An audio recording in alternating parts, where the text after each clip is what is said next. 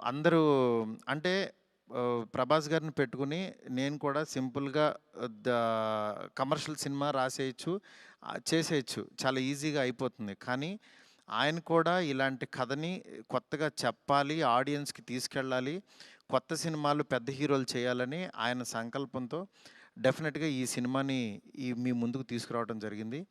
నిజంగా అది కామన్ ఆడియన్స్‌కి చాలామందికి రీచ్ అయింది. నెక్స్ట్ రిజల్ట్ అనేది వెంటనే ఇప్పుడే 1 డేలోనే డిసైడ్ అయ్యి, ఒక షోలోనే డిసైడ్ అయ్యి అనేసుకోవటం కరెక్ట్ కాదు. ఎందుకంటే ఇప్పుడు పండగుంది. అన్ని సినిమాలు చూస్తున్నారు.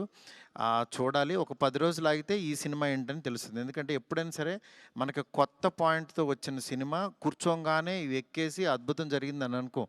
ఎందుకంటే కొత్త పాయింట్ ఎప్పుడని ఇట్ విల్ టేక్ టైమ్. డెఫినెట్‌గా ఇందులో ఉన్న కొత్త పాయింట్‌లో ఉన్న చిన్న చిన్న మంచి మంచి పాయింట్స్ మాత్రం డెఫినెట్‌గా వీటిల గురించి మాట్లాడుతున్నారు. ఈ ఎపిసోడ్ ఇలాగని చాలా కొంతమంది ఇంటలెక్చువల్ పీపుల్ కొంతమంది మాట్లాడుతున్నారు. అర్థం కాని వాళ్ళు తిడుతున్నారు. ఇట్లా రకరకాల ఇవన్నీ వస్తున్నాయి. ఇట్లాంటి దాంట్లో అప్పుడే మాత్రం డిసైడ్ చేయొద్దు దయచేసి రిజల్టు. కొంచెం వెయిట్ చేయండి. ఓపికగా చూడండి. నిజంగా ప్రభాస్ గారి అభిమానులు కొంతమంది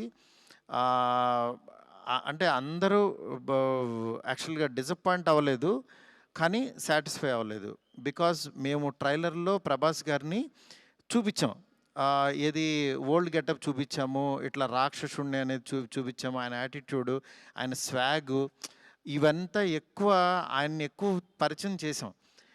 థియేటర్‌లోకొచ్చినప్పుడు మాత్రం జర్కీగా ఆయనేరు అని వెతుక్కునే ప్రాసెస్‌లో మేము చూపిచ్చే కథని బ్రెయిన్‌కి ఎక్కించుకోలేకపోయారు కొంచెం.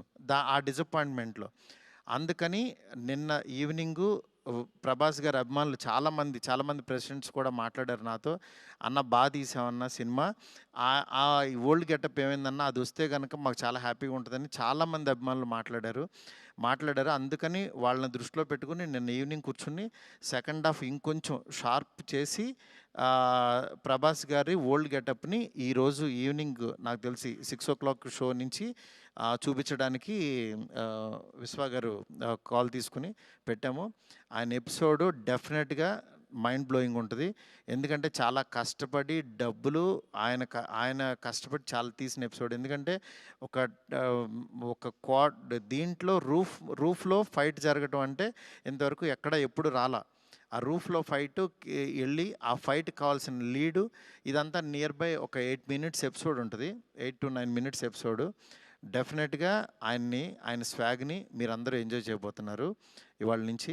అలాగే ఎక్కడైతే లెంత్ అని కొంచెం లాగ్ అని ఫీల్ అయ్యారో కొన్ని సందర్భాల్లో అవి కూడా షార్ప్ చేసి ఈరోజు ఈవినింగ్ నుంచి కొత్త ప్రభాస్ గారిని మళ్ళీ రియల్ రాజా సాబ్ అని ఫీల్ అయిన ప్రభాస్ గారిని మేము చూపించబోతున్నాం.